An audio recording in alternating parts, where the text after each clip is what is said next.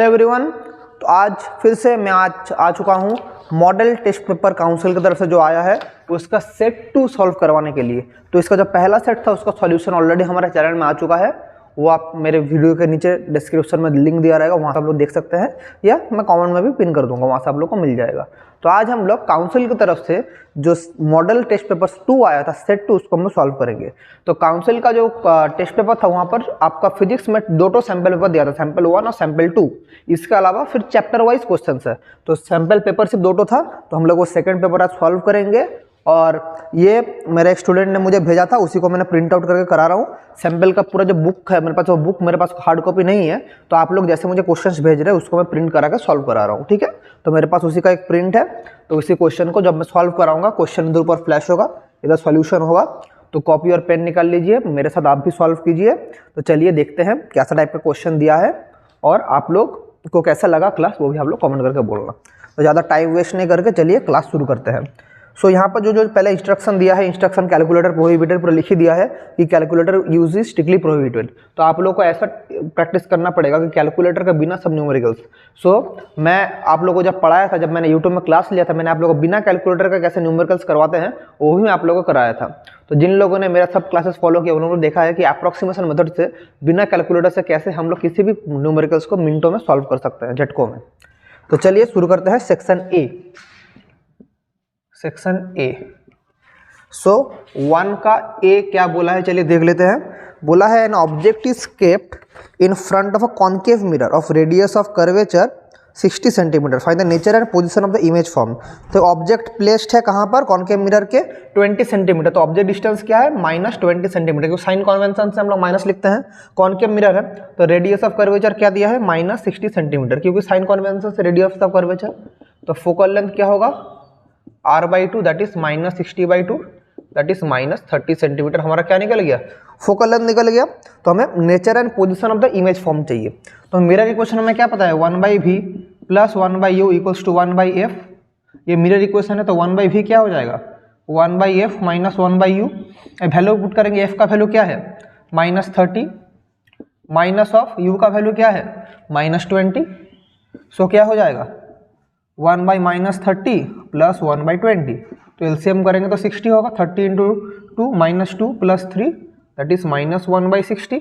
सो 1/v का value आया -1/60, तो v का वैल्यू क्या आ जाएगा -60 सेंटीमीटर। सो इमेज डिस्टेंस क्या है 60 सेंटीमीटर इमेज डिस्टेंस है। और ये जो नेगेटिव साइन है, नेगेटिव साइन का मतलब क्या है, नेगेटिव साइन इंडिकेट क्या करता है, यह है रियल इमेज, ठीक है, यह है रियल इमेज। तो हमारा इमेज डिस्टेंस क्या निकल गया 60 सेंटीमीटर, इमेज क्या बना, रियल इमेज। ये नेगेटिव साइन हमें रियल इमेज देता है। और ये इन्वर्टेड होगा या इरेक्ट होगा, तो इसका आंसर है ये इन्वर्टेड इमेज होगा। क्यों इन्वर्टेड इमेज होगा, क्योंकि मैग्निफिकेशन का वैल्यू क्या है v/u। सो v का वैल्यू क्या है -60, u का वैल्यू है -20, तो +3 हो जाएगा। तो मैग्निफिकेशन का वैल्यू पॉजिटिव, मतलब ये क्या इमेज है, इन्वर्टेड इमेज। सो मैग्निफिकेशन 3 हो रहा है, इमेज डिस्टेंस 60 सेंटीमीटर और इमेज हमारा रियल इन्वर्टेड इमेज, ठीक है। तो हम लोग यहाँ से देख पाए। तो चलिए आगे बढ़ते हैं। तो ये वाला हम लोग हो चुका है, तो अभी क्वेश्चन नंबर बी करेंगे, ठीक है। चलिए इसको मिटा देते हैं। सो क्वेश्चन बी क्या बोला है देखिए,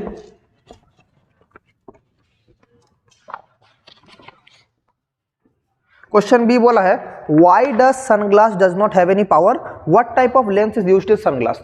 तो सनग्लास में कोई पावर क्यों नहीं है, क्योंकि सनग्लास किस लिए बना जाता है, तो सनग्लास और मेरा जो ये ग्लास पेन है उसको बोलते स्पेक्टेकल्स, और सनग्लास क्यों, धूप से बचने के लिए। तो सनग्लास में पावर इसलिए नहीं होता क्योंकि सनग्लास का काम क्या है, टू फिल्टर आउट या to polarize the sunlight.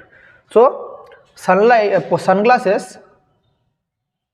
Sunglasses are made of tilted or plane lens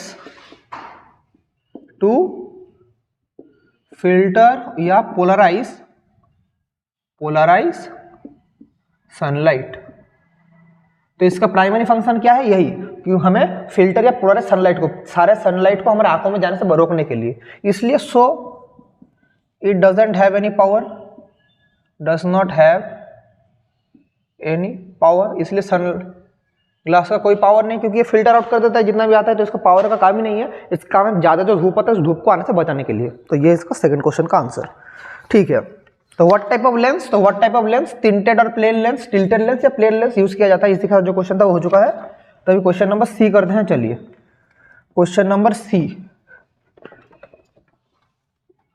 तो चलिए देख लेते हैं। क्वेश्चन नंबर सी क्या बोला है, an equilateral glass prism has a refractive index of 1.6 in air. तो एक इक्विलेटरल ग्लास प्रिज्म है जिसका रिफ्रैक्टिव इंडेक्स क्या है 1.6 in air. Calculate the angle of minimum deviation of the prism when kept in medium of refractive index. Medium का refractive index क्या बोला है 4√2/5। मतलब एक प्रिज्म है, प्रिज्म का हमारा रिफ्रैक्टिव इंडेक्स दिया है 1.6, बाहर जो मीडियम है, इसका जो बाहर का मीडियम है, मीडियम का रिफ्रैक्शन है 4√2/5। तो यहाँ से जब लाइट पास होगा, लाइट ऐसा करके पास होगा, ये जो एंगल ऑफ डेविएशन है ये मिनिमम होने का कंडीशन क्या होगा, वैल्यू ऑफ मिनिमम डेविएशन क्या होगा। तो हमें पता है कि, हमें क्या पता है बोलिए फॉर्मूला, क्या पता है कि एम, हमारे पास M mu g equals to, formula क्या है, फॉर्मूला है sine A plus delta M by 2 by sine of A by 2। याद कीजिए वाला फॉर्मूला में प्रूफ किया था। सो एम म्यू जी, इसका मतलब क्या, mu G by mu M sine. अभी बोला क्वेश्चन में बोला equilateral glass prism. Equilateral glass prism मतलब ये वाला एंगल क्या हो गया 60 डिग्री। तो एंगल ऑफ प्रिज्म क्या हो गया 60 डिग्री। तो इधर हम लोग वैल्यू पुट करेंगे 60 degree plus delta M by 2 by sine of 60 degree by 2। So mu g का वैल्यू क्या है 1.6 बाई म्यू एम का वैल्यू क्या है 4√2/5। 1.6 तो क्या होगा 0 इंटू 0.4 होने से ये वाला होता है। सो यहाँ पर sine 60 degree plus delta M by 2 by sine of 30 degree. अब ये देखिए 5 ऊपर जाएगा, 5 ऊपर जाएगा तो क्या होगा 5 इंटू 0.4 2 होगा। सो दैट इज, यहाँ पर मैं लिख सकता हूँ इसको, अगर मैं इधर लेके आ जाऊँ sine 60 degree plus delta M by 2 by sine of 30 degree, उधर क्या हो जाएगा देखिए 0.4 into 5 by √2।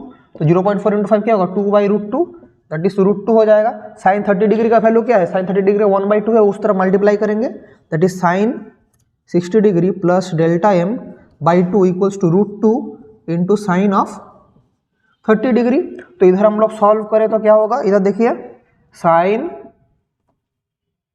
60 degree plus delta M by 2, ये उधर जाएगा तो क्या होगा √2। साइन 30 का वैल्यू क्या है, साइन 30 का वैल्यू 1/2। तो इसको सॉल्व करेंगे तो 1/√2, 1/√2 कब होता है, साइन 45 डिग्री में होता है। तो साइन 45 डिग्री का वैल्यू क्या होता है 1/√2। सो बोथ साइड से साइन साइन हट गया तो क्या होगा 60 degree plus delta M by 2 equals to 45 degree. तो यहाँ से 60 डिग्री प्लस डेल्टा एम क्या हो गया 90 डिग्री। तो यहाँ से डेल्टा एम क्या होगा 90 माइनस 60 इक्वल्स टू 30 डिग्री। तो एंगल ऑफ मिनिमम डेविएशन क्या हो गया, तो जो क्वेश्चन था यहाँ पर, so angle of minimum deviation क्या हो गया 30 degree, the angle of minimum deviation of the prism. This is the required answer. तो आप लोग लिख लीजिए, ये वाला मैं स्क्रीन से हट जाता हूँ, ये वाला अच्छा क्वेश्चन है, लिख लीजिए एंगल ऑफ मिनिमम डेविएशन कैसे निकलता है। पूरा डिटेल्स में आप लोगों को मैंने कराया बिना किसी स्टेप जंप के। तो आई होप आप लोग समझ गए ये वाला क्वेश्चन। ठीक है, तो क्वेश्चन नंबर डी करते हैं। चलिए ये वाला हो गया है, मिटा रहा हूँ इसको। चलिए क्वेश्चन नंबर डी क्या बोला है देखिए। सो हम लोग आशा रख सकते हैं कि जैसे काउंसिल का मॉडल पेपर आया है इसी टाइप का क्वेश्चन आपके इस बार फाइनल में आएगा। तो ये हर एक क्वेश्चन को इंपॉर्टेंस के साथ कीजिए और आप लोग देखिए कि आप लोग खुद से कर पा रहे हैं कि नहीं। फिर क्वेश्चन बोला है how will the magnifying power of a refractive type astronomical telescope be affected by increasing the focal length and aperture of the eyepiece, justify your answer. So telescope का जो मैग्नीफाइंग पावर होता है वो formula क्या होता है f0/fe, f0/fe। तो यहाँ पर क्या बोले fe क्या है focal length of eyepiece, fo है क्या फोकल लेंथ ऑफ ऑब्जेक्टिव। तो बोले कैसे चेंज होगा by increasing the focal length and aperture of the eyepiece.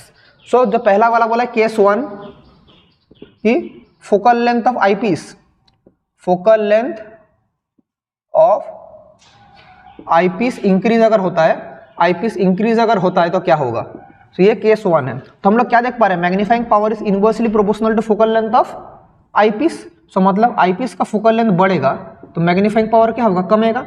तो केस 1 में जब बोला है क्या कि focal length of eyepiece increase होगा तो मैग्नीफाइंग पावर क्या होगा, तो मैग्नीफाइंग पावर क्या होगा, डिक्रीज। सो फर्स्ट कंडीशन है मैग्नीफाइंग पावर डिक्रीज होगा। केस 2 क्या बोला है कि aperture of the eyepiece increase, क्या बोला, aperture of eyepiece increase. Case 2 बोला है अगर एपर्चर ऑफ आईपीस इंक्रीज होगा तो क्या होगा, aperture of eyepiece increase. So aperture के साथ मैग्नीफाइंग पावर का कोई रिलेशन नहीं है, मतलब मैग्नीफाइंग पावर का एपर्चर के साथ कोई रिलेशन नहीं है। तो मतलब एपर्चर अगर बड़ा या कम तो फोकल लेंथ कुछ भी चेंज नहीं होगा। M is independent of aperture, so it will remain unchanged. ठीक है, तो ये क्या होगा, रिमेन अनचेंज्ड, ये अनचेंज रहेगा। ठीक है, वेरी गुड। तो ये वाला लिख लीजिए। तो क्वेश्चन नंबर डी हो गया। उसके बाद देखते हैं क्या है क्वेश्चन नंबर ई। चलिए सॉल्व करते हैं। क्वेश्चन नंबर ई क्या बोला है, चलिए देख लेते हैं।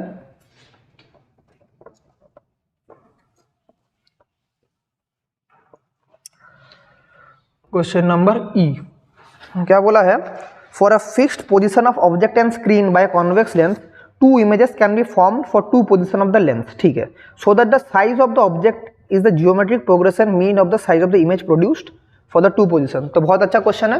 बोला है अगर यहाँ पर मेरा एक लेंस है और स्क्रीन में कॉन्वेक्स लेंस है, यहाँ पर हमारा एक स्क्रीन है, तो यहाँ पर अगर ऑब्जेक्ट है, यहाँ पर हमारा कोई ये हमारा एक्सिस है, तो यहाँ पर हमारा ऑब्जेक्ट अगर यहाँ पर है, सो यहाँ पर अगर हमारा इमेज बन रहा है, सो दो पोजीशन, यहाँ पर अगर लेंस रह सकता है या यहाँ पर लेंस रह सकता है, दो पोजीशन के लिए लेंस का यहाँ पर इमेज बनेगा। तो एक हमारा यहाँ से ले जाके यहाँ पर बनेगा, एक पोजीशन हो गया ये वाला, और एक है यहाँ से जाके इधर बन रहा है, यहाँ से जाके इधर बन रहा है। दो अलग पोजीशन के लिए दो अलग अलग इमेज बन रहा है। सो पहला कंडीशन के लिए ये वाला क्या है, U1, ये वाला क्या है, V1। सेकंड कंडीशन के लिए ये वाला है U2, ये वाला है V2। तो टोटल डिस्टेंस अगर ऑब्जेक्ट और स्क्रीन के बीच में अगर टोटल डिस्टेंस D रहा तो हम लोग को ऑलरेडी पता है D equals to U1 plus V1 equals to U2 plus V2। तो हमें प्रूव करना है कि ये दो ऑब्जेक्ट पोजीशन के लिए जब इमेज बन रहा है, दो ऑब्जेक्ट पोजीशन के लिए इमेज बन रहा है, तो इसका ज्योमेट्रिक प्रोग्रेशन है। तो दो अलग अलग केस है, तो चलिए देख लेते हैं। तो केस 1 क्या है, जो पहला लेंस के लिए, केस 1 जो कि पहला L1 के लिए जब होगा, तो L1 के लिए अगर मैं लेंस इक्वेशन यूज करूं, सो 1/V1 माइनस 1/- U1 होगा, क्योंकि इस तरफ जो है negative, equals to 1/, focal length तो सेम है, दोनों का लेंस का तो सेम लेंस है, तो लेंस का फोकल लेंथ क्या होगा, सेम होगा, तो इक्वल्स टू 1/F होगा। सो यहाँ से मैं 1/V1 क्या लिख सकता हूँ, ये वाला माइनस माइनस प्लस हो गया, तो 1/F प्लस 1/U1 मैं लिख सकता हूँ यहाँ पर, नो प्रॉब्लम। सो ये मैं लिख सकता हूँ। सो अगर मैं यहाँ पर क्या करूँ, यहाँ पर अगर मैं ऊपर नीचे किससे मल्टीप्लाई करूँ, ऊपर नीचे अगर मैं V से मल्टीप्लाई करूँ, सो क्या होगा, मुझे क्या इमेज हाइट चाहिए मुझे। सो एक चीज़ देखिए, अगर मैं, ठीक है, एक लाइन इसको अगर मैं नहीं करता, तो इसको मैं ऐसे लिख सकता था, 1/V1 plus 1/U1 equals to 1/F मैं लिख सकता था। सो यहाँ पर अगर मैं देखूँ, सो क्या हो जाएगा, देखिए कि मेरे पास ये वाला है D equals to U1 plus V1। तो मैं यहाँ से लिख सकता हूँ क्या, U1 इक्वल्स टू या V1 equals to D minus U1 में लिख सकता हूँ obviously. So 1/D minus U1 plus 1/U1 equals to 1/F में लिख सकता हूँ। तो इसको सॉल्व करेंगे तो क्या होगा, U1 plus D minus U1 by U1 into D minus U1 equals to 1/F हो जाएगा। तो U1 कट गया। सो इसको अगर क्रॉस मल्टीप्लाई करें, ये वाला इधर मल्टीप्लाई हो जाएगा, तो FD equals to U1D minus U1 square. इसको अगर इस तरफ लेके आए तो U1 square minus DU1 plus F into D equals to 0। इसको सॉल्व करेंगे तो U का दो वैल्यू आएगा। तो U को सॉल्व करेंगे तो क्या होगा, U1 equals to minus B, तो ये ऑलरेडी माइनस में है, so plus minus minus plus हो जाएगा D plus minus B square मतलब ये वाला D square minus 4AC minus 4FD by 2A। ये दो अलग पोजीशन आएगा, U1 और U2 का दो अलग पोजीशन आएगा। तो यहाँ से मैं क्या कर सकता हूँ, यहाँ पर एक तो U1 का ये वाला पोजीशन आया, तो U1 का दो पोजीशन आएगा, इसका रेस्पेक्ट में V1 का भी दो पोजीशन आएगा। सो देखिए ये वाला तो मेरा देख लिया हूँ, तो इसको मैं ऊपर लिख रहा हूँ, ये डिस्टेंस है मेरा टोटल D। तभी देखिए यहाँ से अगर मैं सॉल्व करूँ तो U1 का दो पोजीशन आएगा, U1 होगा एक तो D plus D square minus 4FD by 2 और एक तो क्या होगा U2 इक्वल्स टू D minus D square minus 4FD by 2। So इसके लिए जब इमेज डिस्टेंस होगा ये वाला वेक्टर निकल गया, ये वाला वेक्टर निकल गया, तो अगर मैं V1 निकालूं सो V1 क्या निकलेगा, देखिए V1 मतलब D माइनस U1, तो इसका अगर वैल्यू पुट करूँ D माइनस U1 का वैल्यू क्या ये वाला, सो D plus D square minus 4FD by 2, इसको सॉल्व करेंगे क्या आएगा D minus D square minus 4FD by 2। तो ये वाला जो प्रूफ है ये देखिए ये वाला क्या है V1 इक्वल्स टू U2 निकल गया, तो ये वाला क्या निकल गया, तो फिर V1 इक्वल्स टू U2 हमारे पास पहला कंडीशन आ गया। सिमिलरली करेंगे देखेंगे V2 इक्वल्स टू U1 आएगा, वो भी करके देख लेते हैं। मैं ये साइड मिटा रहा हूँ, ये साइड आप लोग लिख लिए, मैं ये साइड मिटा रहा हूँ, ठीक है।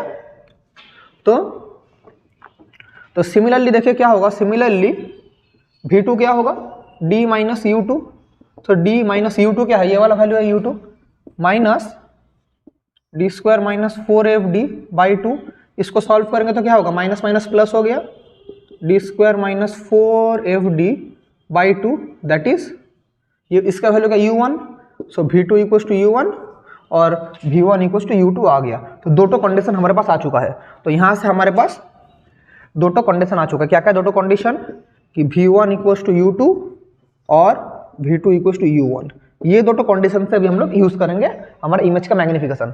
तो हमारा जो पहला इमेज है, पहला इमेज का मैग्निफिकेशन क्या होगा, फर्स्ट वाला के लिए अगर इसके लिए मैग्निफिकेशन M1 है तो M1 को मैं क्या कह सकता हूँ V1 बाई U1, M2 को क्या कह सकते हैं V2 बाई U2 मैं कह सकता हूँ इसको। इसी का मतलब क्या है, इसी का मतलब क्या है, image height by object height, I1 by object height, इसके लिए image height by object height, क्योंकि इमेज हाइट चेंज होगा ऑब्जेक्ट हाइट तो सेम रहेगा। तो अभी एक चीज़ देखिए, सो मैं यहाँ से क्या लिख सकता हूँ, अगर मैं यहाँ पर देखूँ कि V1 बाई U1, यहाँ से मैं देखूँ I1 by O, V1 by U1, तो V1 का जगह मैं क्या लिख सकता हूँ U2 लिख सकता हूँ, और U1 का जगह क्या लिख सकता हूँ, U1 का जगह देखिए V2 लिख सकता हूँ, ऑब्वियसली लिख सकता हूँ। तो यहाँ पर देखिए एक चीज़ कि I2 बाई O का मतलब क्या है V2 बाई U2, सो मैं क्या लिख सकता हूँ O बाई I2 का मतलब क्या होगा U2 बाई V2 लिख सकता हूँ, इसको रिवर्स हो जाएगा। तो यहाँ पर देखिए क्या हो गया V2 by U2, so V2 by U2 का मतलब U2 बाई V2 है, U2 बाई V2 का मतलब क्या है O बाई I2 लिख सकता हूँ। सो देखिए I1 by O equals to O by I2 लिख दिया। तो यहाँ पर क्रॉस मल्टीप्लीकेशन अगर हो गया देखिए तो क्या होगा, ठीक है इधर मैं फ्रेश जगह में कर रहा हूँ। देखिए यहाँ पर देखिए, यहाँ पर मेरा ये जो है मैं इसको इधर लिख रहा हूँ कि I1 बाई O, इधर देखिए I1 by O equals to O by I2, that is I1 into I2 क्या होगा O स्क्वायर। तो यहाँ पर O equals to under root of I1 I2। देखिए यही वाला प्रूफ करने के लिए क्वेश्चन में दिया था। क्वेश्चन में देखिए प्रूफ करने के लिए क्या बोला था कि हमारा जो size of the object is geometric progression mean size of the images produce for the first two. तो जियोमेट्रिक साइज मीन हमारा प्रूफ हो चुका है। देखिए वेरी वेरी इंपॉर्टेंट क्वेश्चन था ये वाला, वेरी वेरी इंपॉर्टेंट क्वेश्चन था 1 का ई का क्वेश्चन, ठीक है समझ गए, ठीक है। चलिए आगे बढ़ते हैं, क्वेश्चन नंबर 1 का F देखते हैं। चलिए क्या दिया है 1 का F,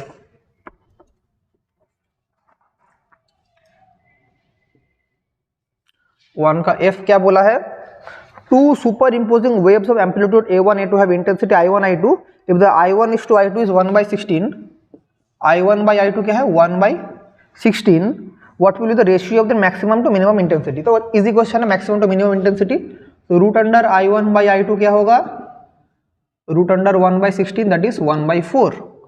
so root under I1 I2 plus root under I1 by root under I2 minus root under I1 क्या होगा 4 प्लस 1/4 माइनस 1 दैट इज 5/3। ये वाला हो गया।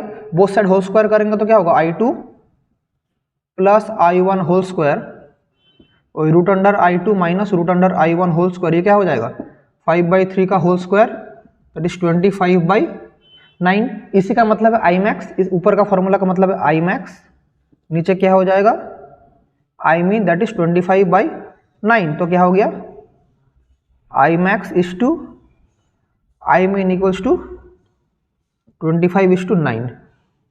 This is the required answer. Maximum तो मिनिमम इंटेंसिटी का कंडीशन ये वाला आ चुका है 25/9, ठीक है समझ गए, वेरी गुड।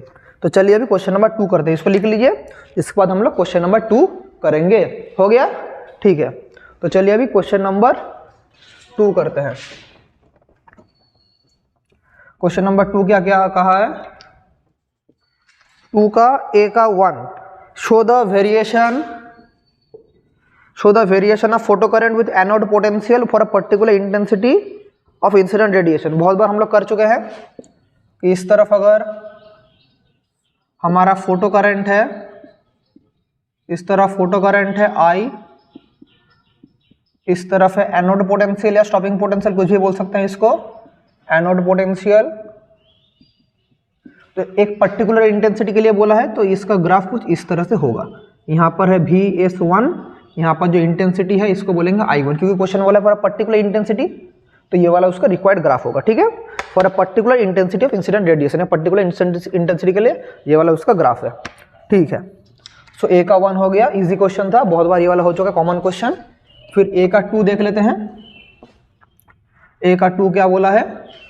ए का 2 बोला है how would the stopping potential for a given photosynthesis surface go up the frequency of incident radiation increase from 4 to 8। तो हमारे पास स्टॉपिंग पोटेंशियल कैसे चेंज होगा? जब फ्रीक्वेंसी को, हमारा इनिशियल फ्रीक्वेंसी क्या था, 4 × 10⁻, क्या है, अच्छा समझ नहीं पा रहा हूँ, 4 × 15 हार्ज से इंक्रीज होकर कहाँ तक चल गया, यहाँ पर 8 × 10⁻15 हार्ज तक चला गया। अगर यहाँ से यहाँ चला गया तो स्टॉपिंग पोटेंशियल हमारा कितना चेंज होगा, how much stopping potential go up, जब ये वाला होगा तो स्टॉपिंग पोटेंशियल कितना चेंज होगा। तो हमारे पास फॉर्मूला क्या पता है स्टॉपिंग पोटेंशियल का, EVS = hν - hν0, ये वाला हमारे पास फॉर्मूला पता है। तो इसको मैं ऐसे भी लिख सकता हूँ hν - वर्क फंक्शन, क्योंकि यहाँ पर बोला है इंसिडेंट रेडिएशन का हमारा यहाँ से यहाँ चला गया, for frequency of incident radiation increase कर यहाँ से यहाँ चला गया। तो स्टॉपिंग पोटेंशियल कैसे चेंज होगा? तो जब मेरा फ्रीक्वेंसी ये था तो अब क्या होगा देखिए, तब मैं क्या लिख सकता हूँ, EV, इसका शॉर्टकट भी एक तो था देखिए, EVS, अगर इसको मैं न्यू को रखूँ तो मैं क्या लिख सकता था, इसको H, मतलब ये वाला जब रहेगा तो मैं एक बार hν1 - W0, EVS1 और EVS2 क्या होगा, hν2 - W0 UVS2। अब दोनों को अगर मैं माइनस करूं, इसको अगर इक्वेशन 1, इसको इक्वेशन 2 बोलूं, तो 2 - 1 अगर करते हैं तो क्या होगा, EVS2 - EVS1 = hν2 - hν1, क्योंकि ये दोनों कट जाएगा, कैंसिल आउट हो जाएगा। सो क्या पड़ा रहेगा, H कॉमन लेने से ν2 - ν1, सो इसको करने से क्या होगा, hν2 का वैल्यू क्या है, 8 × 10⁻15, 8 × 10⁻15 - 4 × 10⁻15, सो क्या हो जाएगा 4 × 10⁻15 × h, ये वाला पड़ा रहेगा। तो स्टॉपिंग पोटेंशियल का वैल्यू चाहिए, सो VS का वैल्यू क्या हो जाएगा, 4 × 10⁻15 × h/e, ये वाला पड़ा रहेगा, इतना वोल्ट होगा। सो h/e, h का वैल्यू क्या है, सो अगर वैल्यू पुट कर देंगे 4 × 10⁻15, h का वैल्यू क्या है। अभी देखिए हमारे पास एक फॉर्मूला था कि इसको अगर मैं लिखूं, इसको लैमिनेटिंग करने का जरूरत, डायरेक्ट फॉर्मूला में पुट कर दीजिए। 6 पॉइंट, क्वेश्चन में बोला है डायरेक्ट और शॉर्टकट नहीं कर रहा हूँ, क्वेश्चन में बोला है 6.4 लेने के लिए, तो 6.4 10⁻³ -34, और इलेक्ट्रॉन का चार्ज क्या होता है 1.6 10⁻³ -19, तो 16 × 4 का क्या होता है 64, 16 × 4 का 64 होता है, तो इसको इंटू 4 करेंगे, ये वाला हो गया, तो 4 4 का क्या हो गया 16 इंटू 15 और 19 ऐड करने से कितना होता है, देखिए ये ऊपर जाएगा तो प्लस हो जाएगा, 15 और 19 करने से 34, 10⁻+34 इंटू 10⁻−34, तो क्या हो गया ओवरऑल 16 आ गया। सो हमारे पास स्टॉपिंग पोटेंशियल का वैल्यू क्या आ गया 16 वोल्ट्स। हमारा स्टॉपिंग पोटेंशियल क्या हुआ, ये वाला इंक्रीज हुआ। एक्चुअली ये VS मैंने गलत लिखा, इसको होता VS2 - VS1, ये वाला होता है एक्चुअली, मतलब यहाँ पर जो आंसर निकला है ये increase in stopping potential VS2 - VS1 that is 16 volt. Increase in stopping potential क्या होगा, इंक्रीज इन स्टॉपिंग पोटेंशियल होगा 16 वोल्ट। समझ पा रहे हैं, इंक्रीजिंग स्टॉपिंग पोटेंशियल क्या होगा 16 volt. This is increase in stopping potential, इसको लिख लीजिए, मैं स्क्रीन से हट जा रहा हूं कि इंक्रीजिंग स्टॉपिंग पोटेंशियल कितना हुआ 16 वोल्ट। ठीक है, तो चलिए आगे बढ़ते हैं, इसको लिख लीजिए, मैं मिटा रहा हूं। क्वेश्चन नंबर बी करेंगे, 2 का बी। 2 का बी क्या बोला है, देखिए कैसा लग रहा है क्लास, कमेंट करके बोलना। अच्छा लग रहा है कि बुरा लगा, बुरा भी लगा तो क्रिटिसाइज भी कीजिए मुझे, मैं ऐसा नहीं हो कि मैं क्रिटिसिज्म नहीं लेता हूँ, क्रिटिसिज्म भी लेता हूँ। तो बोला है maximum kinetic energy of photo electrons get doubled when wavelength of light incident on surface changes from λ1 to λ2, derive the expression of threshold wavelength and work function of the surface. तो बोला है जो मैक्सिमम काइनेटिक एनर्जी है वो double हो जाएगा जब wavelength change हो जाएगा λ1 से λ2। तो सबसे पहले काइनेटिक एनर्जी मैक्सिमम का फोटो इलेक्ट्रिक इफेक्ट का फॉर्मूला क्या था, kinetic energy maximum hc/λ minus work function, ये वाला फॉर्मूला था। अभी बोला है कि हमारा जब पहला कंडीशन में जब होगा तो ke1 का फॉर्मूला क्या होगा, hc/λ1 minus work function, ke2 का फॉर्मूला क्या होगा, hc/λ2 माइनस वर्क फंक्शन। अभी क्वेश्चन में बोला है कि maximum kinetic energy for gets doubled when wavelength changes from λ1 to λ2, मतलब यहाँ पर जब यहाँ से यहाँ आ जाएगा λ1 से λ2 हो जाएगा तो काइनेटिक एनर्जी डबल हो जाएगा। मतलब क्या है, second kinetic energy is twice of first kinetic energy question में दिया है। ठीक है, तो अभी बोथ साइड में वैल्यू पुट कर देंगे।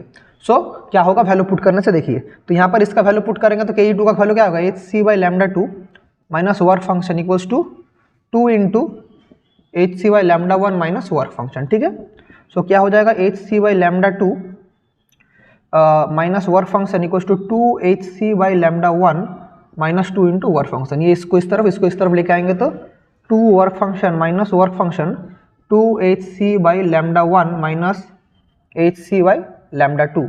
तो वर्क फंक्शन क्या हो जाएगा, hc अगर कॉमन ले लेते हैं, hc कॉमन लेते हैं 2λ1 minus 1/λ2। This is the required work function, this is the required work function. Question में पूछा है derive the expression of threshold wavelength and work function. तो सबसे पहले हमारा वर्क फंक्शन क्या निकल गया, वर्क फंक्शन निकल गया hc 2/λ1 माइनस 1/λ2। अभी क्वेश्चन में बोला थ्रेशोल्ड वेवलेंथ भी निकालना है। अभी थ्रेशोल्ड वेवलेंथ का फॉर्मूला क्या है, हम सभी लोग को पता है, work function equals to h nu naught या hc/λ0। तो ये λ0 को बोलते हैं थ्रेशोल्ड फ्रीक्वेंसी। तो यहाँ पर अगर पुट कर दें तो hc/λ0 equals to hc 2/λ1 minus 1/λ2। तो बोथ साइड hc कट जाएगा, सो 1/λ0 क्या हो जाएगा, 2/λ1 माइनस 1/λ2। इसको सॉल्व करेंगे तो क्या होगा, 2λ2 माइनस λ1/λ1 λ2। तो λ0 क्या हो जाएगा, λ0 क्या हो जाएगा, λ1 λ2 by 2 λ2 minus λ1। This is the required value of threshold wavelength. ये क्या है, ये है थ्रेशोल्ड, ये है थ्रेशोल्ड वेवलेंथ। ठीक है, this is the required value of threshold wavelength. समझ गए, ये भी बहुत ही अच्छा क्वेश्चन था। तो ये है वर्क फंक्शन, ये है थ्रेशोल्ड वेवलेंथ। ठीक है, तो चलिए आगे बढ़ते हैं। फिर क्वेश्चन नंबर सी करेंगे, इसको पहले नोट डाउन कर लीजिए, हो गया। फिर क्वेश्चन नंबर सी करेंगे, चलिए 2 का सी। चलिए देख लेते हैं कैसे होगा 2 का सी। क्या दिया है देखिए स्क्रीन के ऊपर, तो क्वेश्चन दिया है 2 का सी। बोला है the equivalent wavelength of a moving electron has same value as that of a photon having energy 6 × 10⁻12 joule, calculate the momentum of the electron. बहुत ही अच्छा क्वेश्चन है। बोला है एक हमारा इलेक्ट्रॉन का जो वेवलेंथ है और फोटोन का जो वेवलेंथ है जिसका एनर्जी दिया दोनों सेम है। तो इलेक्ट्रॉन का वेवलेंथ का फॉर्मूला क्या है और फोटोन का वेवलेंथ का फॉर्मूला क्या है, देखिए आप लोगों में बहुत सारा बच्चों का ये वाला डाउट रह जाएगा। जब इलेक्ट्रॉन का वेवलेंथ का बात हम लोग करते हैं, इलेक्ट्रॉन का वेवलेंथ का बात हम करते हैं तो क्या होगा, बोले तो डी ब्रोगली का जो फॉर्मूला वो वाला आएगा, लैम्डा इक्वल्स टू h/mv, ये वाला फॉर्मूला होगा। या मैं h/mv ये वाला लिख सकते हैं, या h/mv ये इलेक्ट्रॉन का है। और जब हम लोग फोटोन का बात करते हैं, फोटोन का एनर्जी का फॉर्मूला क्या होता है, E equals to h nu, ये एनर्जी का फॉर्मूला होता है। तो यहाँ से हमारे पास एनर्जी का फॉर्मूला आ गया, यहाँ से हम लोग मोमेंटम निकालेंगे। तो एनर्जी से कैसे मोमेंटम निकालते हैं, तो हम लोग को पता है, क्या पता है, kinetic energy equals to half mv²। So यहाँ से क्या हो जाएगा 1/2m इंटू m²v² या 1/2m इंटू p²। तो ये तो p का वैल्यू क्या हो जाएगा, √2me। तो हम लोग का मतलब फोटोन का जो हमारा ये रहेगा, फोटोन का जो हमारा मोमेंटम का फॉर्मूला रहेगा, तो फोटोन का जो मोमेंटम का फॉर्मूला है वो क्या है बोलिए तो, फोटोन का मोमेंटम का फॉर्मूला है √2me का फॉर्मूला है। ये हम सभी लोग को पता है। और हम लोग और एक फॉर्मूला क्या पता है कि न्यू का मतलब क्या है, c/λ। तो यहाँ से हम लोग c/λ लिख सकते हैं, ये एनर्जी का फॉर्मूला है। तो फोटोन ये इलेक्ट्रॉन का था, तो फोटोन का हमारा वेवलेंथ क्या आ गया, hc/e हमारा फॉर्मूला आ गया, ये फोटोन का वेवलेंथ। अभी क्वेश्चन में बोला है कि इलेक्ट्रॉन का और फोटोन का दोनों का हमारा वेवलेंथ सेम है, तो हम लोग क्या लिख सकते हैं, कि इलेक्ट्रॉन का जो वेवलेंथ है और फोटोन का वेवलेंथ सेम है। तो इलेक्ट्रॉन का फॉर्मूला क्या होगा H/mv, फोटोन का क्या होगा Hc/E, ये वाला फॉर्मूला होगा। तो क्वेश्चन में पूछा है find the momentum of the electron, तो ये वाला फोटोन का नहीं पूछा तो ये वाला नहीं करेंगे। सो देखिए H दोनों साइड से कट गए, mv क्या है, mv तो मोमेंटम ऑफ इलेक्ट्रॉन है। सो mv इक्वल्स टू क्या हो जाएगा, इक्वल्स टू E/c हो जाएगा। तो एनर्जी ऑफ फोटोन क्वेश्चन में दिया है, देखिए क्या दिया है 6 × 10⁻, कैसा लिखा समझ में नहीं आ रहा, 6 × 10⁻, थोड़ा ब्लर हो गया है, मुझे जितना लग रहा है 6 × 10⁻, मुझे दिखाई भी नहीं दे रहा, मतलब ऐसा ब्लर हो चुका है 6 × 10⁻, सोचिए 12 है, 12 दिया है ऐसा सोचिए इसको, ये 3 × 10⁸ ये वाला है, ठीक है। मैं अप्रॉक्स कुछ चेंज भी हो सकता है, मुझे दिखाई नहीं दे रहा था इसलिए मैं लिखा हूँ, जो भी वैल्यू होगा कोई प्रॉब्लम नहीं है। तो 3 × 2 = 6, मतलब ऐसा प्रिंट आउट हुआ है, बहुत ही मतलब प्रिंट आउट का क्वालिटी बहुत ही खराब है, इसलिए थोड़ा ब्लर हो गया है पेज। सो 2 × 10⁸ ऊपर जाएगा तो माइनस है 10⁴, ये वाला हमारा हो गया। तो हमारा मोमेंटम ऑफ इलेक्ट्रॉन या एम भी क्या हो गया 2 × 10⁴ kg/s। This is the required answer, 2 × 10⁴ kg/s। ये है हमारा इलेक्ट्रॉन का रिक्वायर्ड मोमेंटम, समझ गए, यही क्वेश्चन में पूछा था, इसको नोट डाउन कर लीजिए। अभी हम लोग नेक्स्ट क्वेश्चन में जाते हैं, ये वाला हो गया है, तो चलिए नेक्स्ट क्वेश्चन में जाते हैं।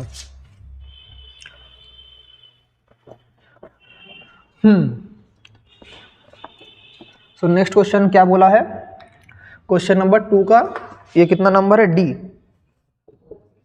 बोला है right example, give example of production of electron by photons.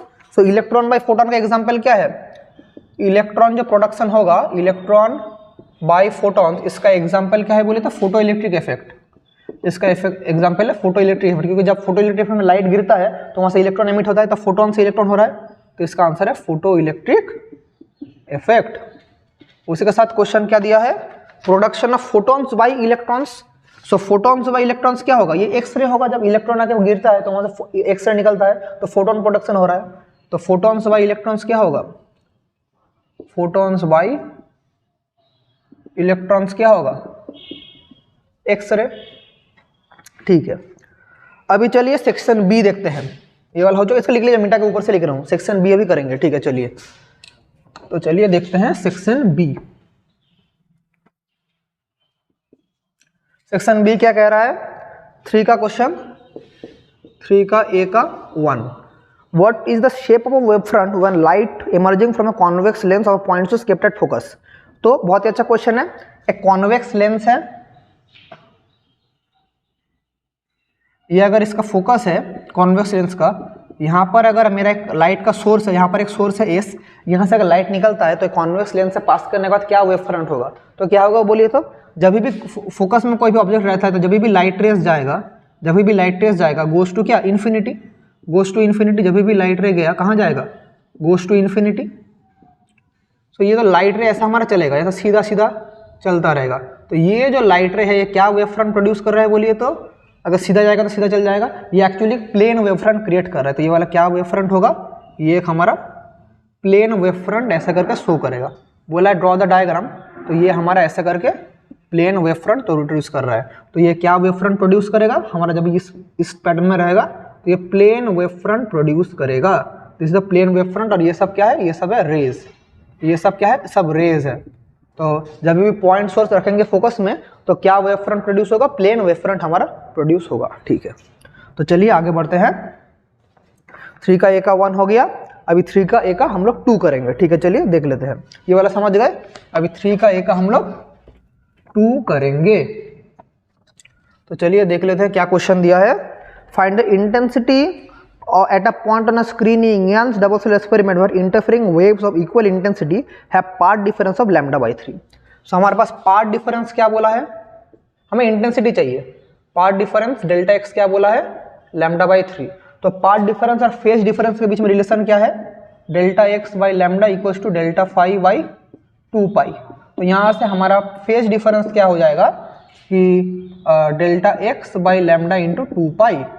So delta x का वैल्यू क्या है, lambda by 3 into 1 by lambda into 2 pi, that is 2 by 3 पाई हमारा फेज डिफरेंस हो गया। तो फेज डिफरेंस क्या है, 2 पाई बाई 3 हमारा फेज डिफरेंस है। 2 पाई बाई 3 मतलब कितना डिग्री बोलिए, तो 2 इंटू बोलिए 2 into 180 by 3 that is 3 × 60 that is 120 degree हमारा क्या हो गया, फेज डिफरेंस हो गया। अभी क्वेश्चन में बोला है कि इंटेंसिटी हमारा सेम रहेगा। जब I1 = I2 होता है तो हमारा रिजल्टेंट इंटेंसिटी क्या होगा, तो I का फॉर्मूला क्या है, I1 + I2 + 2 √I1 I2 cos phi, ये वाला फॉर्मूला है। सो अगर मैं इसको रिजल्टेंट इंटेंसिटी बोलूँ तो क्या फॉर्मूला होगा, तो दोनों का इंटेंसिटी सेम बोला है, तो इसको अगर मैं I बोल दूँ सो क्या होगा, इसका I हो जाएगा क्या, II 2I + √I1 × I2 I² that is 2I cos 120 degree. cos 120 का वैल्यू क्या होता है, -1/2 दैट इज 2I + 2 × I × -1/2। अरे cos 120 का वैल्यू तो -1/2 होता है ना, तो इसका वैल्यू क्या होगा, -1/2। सो -1/2 कट गया, तो 2I - I दैट इज क्या हो जाएगा I। तो रिजल्टेंट इंटेंसिटी क्या होगा, रिजल्टेंट इंटेंसिटी हमारा I हो जाएगा। तो गिव द रिजल्टेंट इंटेंसिटी, सो हमारा फाइंड इंटेंसिटी, सो इंटरफेरिंग वेव्स क्या होगा, रिजल्टेंट इंटेंसिटी I होगा। तो हमारा ये इसका इंटेंसिटी I हो जाएगा, मतलब अगर मतलब λ/3 पार्ट डिफरेंस है तो इसका इंटेंसिटी अनचेंज रहेगा, जो इंटेंसिटी उसका था रिजल्टेंट इंटेंसिटी भी सेम रहेगा। ठीक है, तो इसको लिख लीजिए। फिर चलिए नेक्स्ट क्वेश्चन करते हैं। बोला है establish Snell's law of refraction using Huygens theory. तो ये मैं बहुत बार करा चुका हूँ, इसको मैं रिपीट नहीं करूँगा, थ्योरेटिकल क्वेश्चन है, पहले ही हम लोग को पता है कि हम लोग जो जो बेसिक थ्योरी है उसको हम लोग रिपीट नहीं करेंगे, जो जो इंपॉर्टेंट डेरिवेशन और प्रूव है उसी को हम लोग करेंगे। तो Snell's law by Huygens wave theory done, तो इसको हम लोग रिपीट नहीं कर रहे हैं। तो चलिए आगे बढ़ते हैं। सो अभी करेंगे क्वेश्चन नंबर 4 का A का 1। क्या बोला है, state Bohr's quantization of defining stationary orbit. तो बोर्स क्वांटाइजेशन कंडीशन क्या है, बोर का quantization condition L = mvr = nh/2π। Bohr's quantization condition है mvr = nh/2π। यह है बोर का क्वांटाइजेशन थ्योरी, mvr = nh/2π, जहां पर n का वैल्यू है हमारा 1 2, ये वाला चलता रहेगा, एंगुलर मोमेंटम का फॉर्मूला, ये बोर का क्वांटाइजेशन कंडीशन है। उसके बाद सेकंड क्वेश्चन बोला है the ground state energy of hydrogen atom is -13.6 electron volt. तो ग्राउंड स्टेट एनर्जी क्या बोला है, ग्राउंड स्टेट एनर्जी E1 बोला है -13.6 electron volt. Find the potential energy and kinetic energy in the third excited state. तो third excited state का मतलब क्या है बोले तो n का वैल्यू हो जाएगा 4। थर्ड ग्राउंड स्टेट मतलब n का value 1, first excited state n का value 2, second excited state n का value 3, third excited state n का वैल्यू 4। तो हमें पोटेंशियल एनर्जी चाहिए और काइनेटिक एनर्जी चाहिए। तो काइनेटिक एनर्जी का फॉर्मूला क्या है बोलिए तो, काइनेटिक एनर्जी का फॉर्मूला है जो भी हमारा टोटल एनर्जी है, टोटल एनर्जी का माइनस का वैल्यू, और एनर्जी का फॉर्मूला क्या होता है -13.6/n² इलेक्ट्रॉन वोल्ट। तो जो भी काइनेटिक एनर्जी है उसको जब माइनस करेंगे तो वही क्या हो जाएगा हमारा total energy. So that is -13.6 n का वैल्यू क्या है, n का वैल्यू नंबर 4 है, दैट इज 4²। सो क्या हो जाएगा -13.6 अभी प्लस हो गया इंटू 1/16 इलेक्ट्रॉन वोल्ट। तो इसको सॉल्व करेंगे तो देख लेते हैं हम क्या होगा। 4 से कटेगा क्या, 4 4 जा 16, 4 3 जा 12, 4 4 जा 16, और किससे कटेगा 2 से कटेगा, 2 × 1.7 या 0.85 इलेक्ट्रॉन वोल्ट। तो मेरा kinetic energy in third excited state क्या हो गया, जो कि E4 है वो क्या हो गया, kinetic energy plus 0.585 electron volt. ठीक है, ये हमारा काइनेटिक एनर्जी निकल गया। So kinetic energy fourth excited state में ये वाला है। तो टोटल एनर्जी क्या होगा फोर्थ एक्साइटेड स्टेट में बोलिए तो -0.85 इलेक्ट्रॉन वोल्ट। अभी और एक तो चीज पूछा पोटेंशियल एनर्जी। तो पोटेंशियल एनर्जी का फॉर्मूला क्या है, माइनस जो था उसको मतलब टोटल एनर्जी का इंटू ट्वाइस करेंगे, टोटल एनर्जी का ट्वाइस कर देंगे तो वही हमारा क्या हो जाएगा पोटेंशियल एनर्जी। सो 2 × -0.85 -0.85, तो इसका वैल्यू क्या हो जाएगा 1.7 -1.7 इलेक्ट्रॉन वोल्ट। तो थर्ड एक्साइटेड स्टेट में पोटेंशियल एनर्जी का फॉर्मूला क्या आ गया -1.7 electron volt. This are the required answer. बहुत ही अच्छा क्वेश्चन था, ये वाला क्वेश्चन भी इस बार आपके एग्जाम में आ सकता है, वेरी वेरी इंपॉर्टेंट क्वेश्चन। ठीक है, तो चलिए आगे बढ़ते हैं। क्वेश्चन नंबर B का 1 क्या बोला है देखिए, क्वेश्चन B का 1। तो B का 1 क्या बोला है देखिए, 4 का B का 1 बोला है show that the radius of the orbit in hydrogen atom is proportional to n²। तो ये वाला थियोरेटिकल क्वेश्चन है, radius of the orbit is proportional to n²। तो अब सभी लोगों को पता है कि हमारे पास अगर ये न्यूक्लियस है, इसके चारों तरफ अगर इलेक्ट्रॉन घूम रहा है तो इसका बीच में जो हमारा सेंट्रीफ्यूगल फोर्स और इलेक्ट्रोस्टैटिक फोर्स है, इसका चार्ज क्या है Ze, इस इलेक्ट्रॉन का चार्ज है E। तो बाहर की तरफ एक सेंट्रीपिटल फोर्स है, अंदर की तरफ एक इलेक्ट्रोस्टैटिक फोर्स है। तो इसका जो इलेक्ट्रोस्टैटिक फोर्स होता है वो क्या होता है 1/4πε0 Q1 Q2 बाई R²। तो Z ही है अंदर का चार्ज, बाहर का चार्ज है E बाई दोनों के बीच R², दैट इज 1/4πε0 ZE² और सेंट्रीपिटल फोर्स क्या है mv²/r। अभी इक्विलिब्रियम के लिए दोनों को सेम होना पड़ेगा, तो FC = FE। तो यहाँ पर क्या हो जाएगा mv²/r = 1/4πε0 ZE²/r², ये वाला होगा। तो एक r एक स्क्वायर कट गया, तो यहाँ से हमारे पास r का वैल्यू क्या पड़ा रहेगा, r का वैल्यू पड़ा रहेगा, इसको रखेंगे तो 1/4πε0 ZE²/mv², ये वाला हम लोग का मिलेगा। अभी हमारे पास बोर का कॉन्डेंसेशन रूल क्या पता है, बोर का condensation rule L = mvr = NH/2π। तो यहाँ से वेलोसिटी का फॉर्मूला क्या हो जाएगा, या m इन वेलोसिटी का फॉर्मूला हो जाएगा NH/2π into m into r। तो v² करेंगे तो क्या होगा, बोथ साइड सब स्क्वायर हो जाएगा, तो ये पूरा स्क्वायर हो जाएगा। सो इसको पूरा स्क्वायर का वैल्यू लिखेंगे इधर, तो क्या होगा देखिए 1/4πε0, इसको ZE² को मैं इधर ही लिख दे रहा हूँ ZE² into 1/m into v²। तो v² का वैल्यू क्या है n²h², ये ऊपर चल जाएगा, नीचे ऊपर चल जाएगा, दैट इज 4π² m²r²। ठीक है, ये लेफ्ट हैंड साइड में क्या r है, तो हमारे पास एक m कट गया, और क्या क्या कटेगा देखिए, यहाँ पर हमारा और कुछ कटने का नहीं है, यहाँ पर एक r है, यहाँ पर एक r² कट गया। तो अगर उस r को मैं इक्वेट करूँ, ये सब इधर मल्टीप्लाई हो जाएगा, ये π² है, एक पाई कट गया, 4 कट गया, तो क्या पड़ा रहेगा देखिए, यहाँ पर r है, सो r = ये वाला r और ये वाला स्क्वायर कट गया, तो ये इधर मल्टीप्लाई होगा, तो क्या होगा n²h²ε0, ये ऊपर चल जाएगा, डिवाइडेड बाई क्या पड़ा है ZE²m। देखिए ZE²m पड़ा है, तो मैं इसको क्या लिख सकता हूँ, इसी को अगर मैं अच्छा से लिखूँ, सो h²ε0 by ZE²m into n²। तो देखिए अंदर का वैल्यू सब कांस्टेंट है, एटॉमिक नंबर अगर मतलब एटॉमिक नंबर के लिए कांस्टेंट है। अभी हाइड्रोजन एटम के लिए बोला है, तो हाइड्रोजन एटम के लिए Z का वैल्यू क्या होता है 1 होता है। तो ये Z का वैल्यू अगर 1 है तो मैं इसको भी हटा सकता हूँ, क्योंकि Z का वैल्यू क्या है, Z का वैल्यू 1 है, तो इसको मैंने हटा दिया, तो अंदर का वैल्यू कांस्टेंट है। तो यहाँ से मेरा क्या आ गया कि radius directly proportional to n²। तो इसी को हम लोग को प्रूव करने के लिए दिया था, तो हमने देख लिया कि radius of nth orbit is directly proportional to n², देख लिए, तो इसको लिख लीजिए। तो यही वाला आपको प्रूव करने के लिए दिया था। मैं स्क्रीन से हट जाता हूँ, इसको आप लोग लिख सकते हैं। ठीक है, हो गया, ठीक है। तो चलिए अब हम लोग नेक्स्ट क्वेश्चन करते हैं। सो ये 4 का b का 1 था, अभी हम लोग करेंगे 4 का b का 2। चलिए देख लेते हैं क्या दिया है 4 का b का 2। The short wavelength limit of Lyman series of hydrogen spectrum is 931.4 angstrom. तो लाइमन का जो शॉर्ट वेवलेंथ है वो दिया है, लाइमन का जो शॉर्ट वेवलेंथ क्या दिया है 913.4 एंगस्ट्रॉम दिया है। ठीक है, calculate the short wavelength of Balmer series of hydrogen spectrum. Lyman का दिया, बामर का चाहिए, तो हमारे पास ये वाला डाटा किसने दिया है, रीडबर्ग कांस्टेंट को निकालने के लिए। तो लाइमन का फॉर्मूला हम सभी लोग क्या पता है, लाइमन का 1/1² माइनस 1/n²। अभी शॉर्टेस्ट वेवलेंथ के लिए क्या होगा, यहाँ पर हम लोग इन्फिनिटी देना पड़ेगा, दैट इज r/1 हो गया।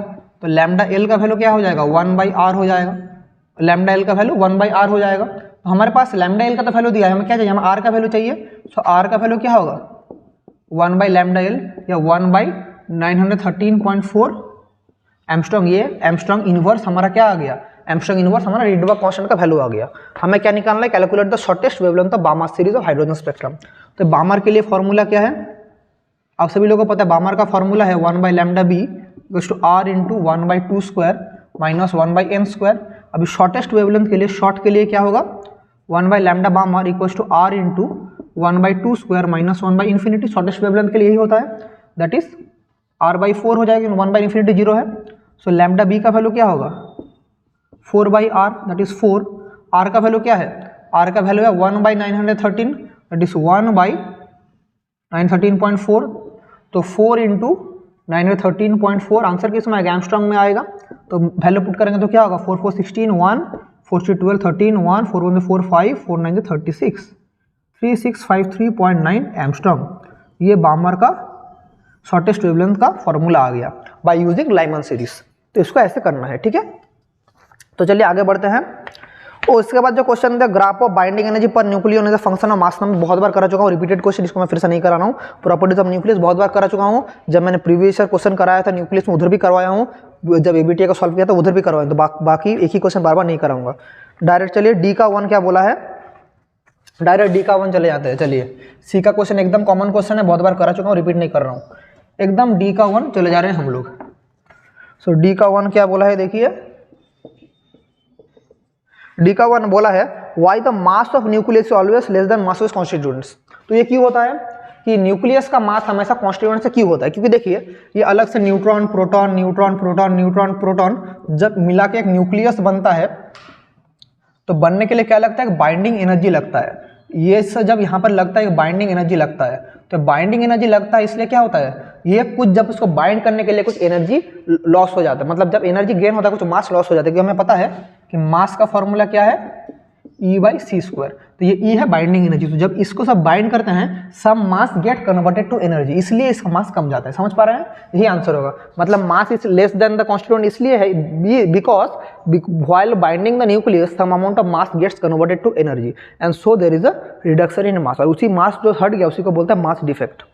ठीक है, इसका 2 का क्वेश्चन क्या बोला है, half life of radioactive sample is 20 second, ये हाफ लाइफ दिया है। उसके बाद बोला है at what time taken by the sample to decay 7/8 of its initial value. तो डीके कितना होगा, 7/8 ऑफ इट्स इनिशियल वैल्यू।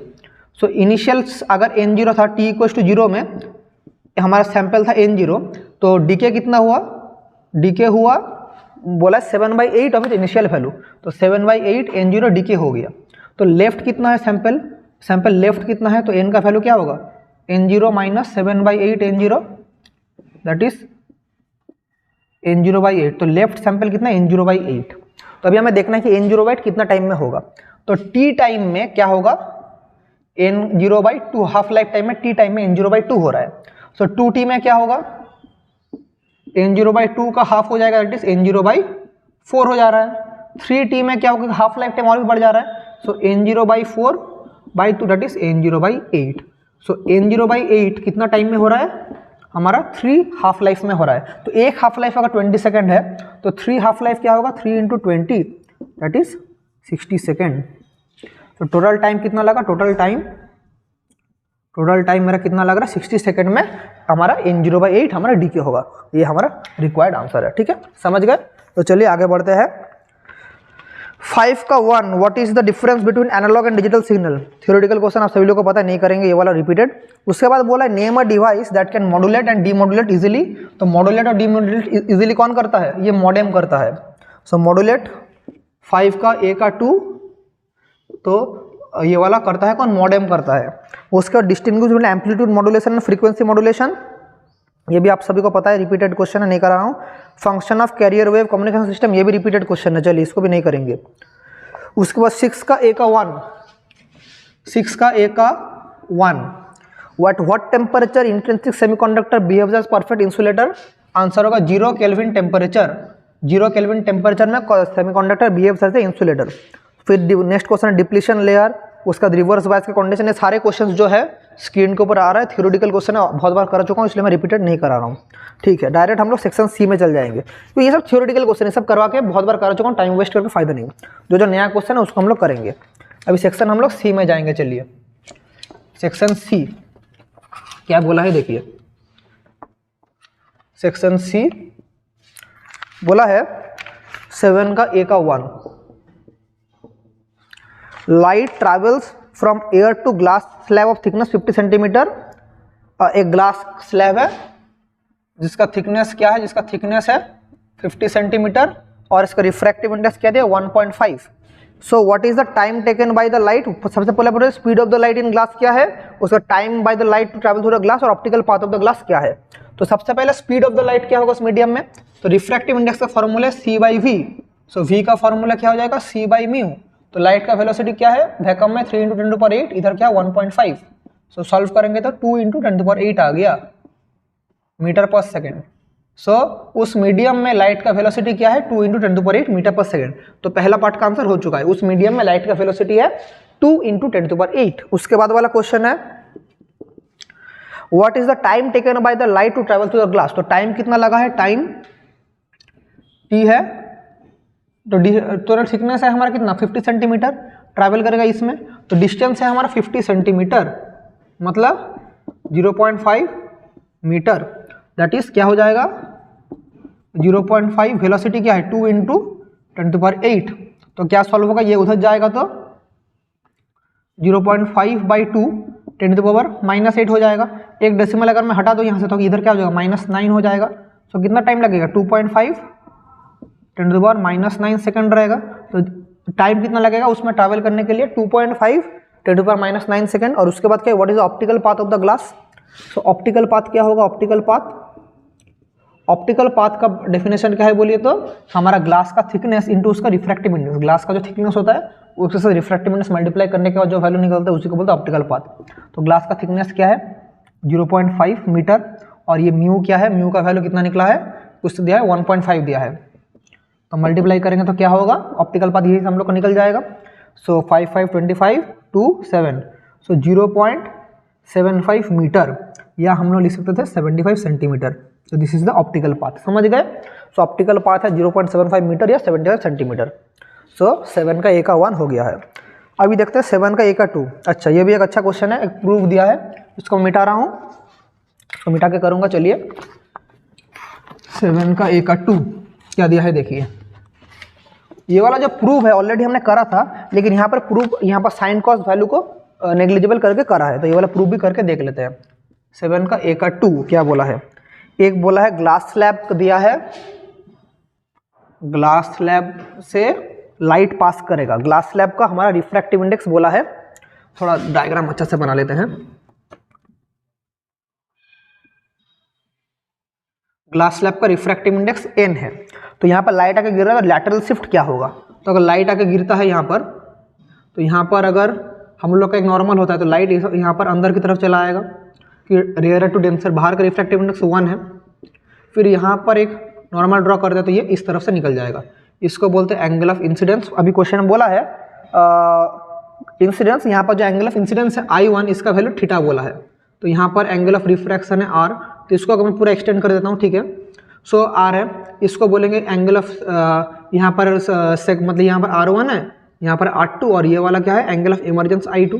तो हमें क्या चाहिए लैटरल शिफ्ट, लैटरल शिफ्ट का मतलब है जाना चाहिए था लाइट इस तरफ लेकिन लाइट जा रहा है इस तरफ, तो ये जो शिफ्ट है इसको बोलते हैं लैटरल शिफ्ट। तो ये वाला हमें निकालना है, ये D का वैल्यू हमें निकालना है। D हम लोग बोल रहे हैं क्या लैटरल शिफ्ट है, इसको बोलते हैं लैटरल शिफ्ट, मतलब हमें जाना चाहिए था इस तरफ लेकिन जा रहा है इस तरफ, इसको बोलते हैं हम लोग लैटरल शिफ्ट। और ग्लास का थिकनेस कितना बोला है, ग्लास का थिकनेस T बोला है, तो ये वाला T है तो इसका मतलब ये वाला डिस्टेंस भी T है। अभी अलग अलग नाम दे देते हैं, P या A B C D नाम दे रहे हैं, ठीक है। यहाँ पर एक नाम दे रहे हैं E, सो ये वाला नाम दिया हम लोग। तो देखिए ये वाला अगर थीटा है, ये वाला I है, तो ये वाला क्या होगा बोलिए तो वर्टिकली अपोजिट सेम है, तो ये वाला एंगल कितना होगा थीटा माइनस R1 होगा ये वाला, ठीक है। सो अगर हम लोग अभी ये वाला ट्राइंगल देखें, पहले देखिए यहाँ पर अगर हम स्नेल लगाते हैं तो इस वाला पॉइंट में, पॉइंट बी में अगर स्नेल लगाते हैं तो क्या होगा 1 × sin theta equals to n × sin of R1। तो यहाँ पर साइन थीटा का वैल्यू क्या आ जाएगा, यहाँ पर हमारे पास साइन थीटा का वैल्यू आ गया n × sin ऑफ R1, ठीक है। इस पॉइंट में अगर लगाते हैं स्नेल्स लॉ पॉइंट सी में, सो क्या होगा n × sin R2 equals to 1 × sin of I2। So sine of I2 क्या हो गया n × sin ऑफ R2। ये दोनों इक्वेशन हम लोग पहले लिख के रख दे रहे हैं, अभी हमें लैटरल शिफ्ट निकालना है। तो अभी देखिए कैसे करेंगे लैटरल शिफ्ट। तो lateral of the incident and emergent रे स्मॉल वैल्यू थीटा के लिए क्या होगा। अभी देखिए अगर मैं ये वाला ट्राइंगल कंसीडर करूं, ट्राइंगल BEC कंसीडर करूं, तो अगर मैं वहां पर cos R1 का वैल्यू पुट करता हूं, cos R1 क्या होगा ये परपेंडिकुलर बेस बाय हाइपोटेन्यूज, ये वाला बेस है, बेस क्या है B, हाइपोटेन्यूज क्या है ये वाला BC, बी का वैल्यू देखिए क्या है, thickness of the glass slab T by B C, ये हमारे पास आ चुका है। तो यहाँ से बी सी का वैल्यू क्या आ गया, T by cos of R one, ठीक है, इक्वेशन नंबर 3।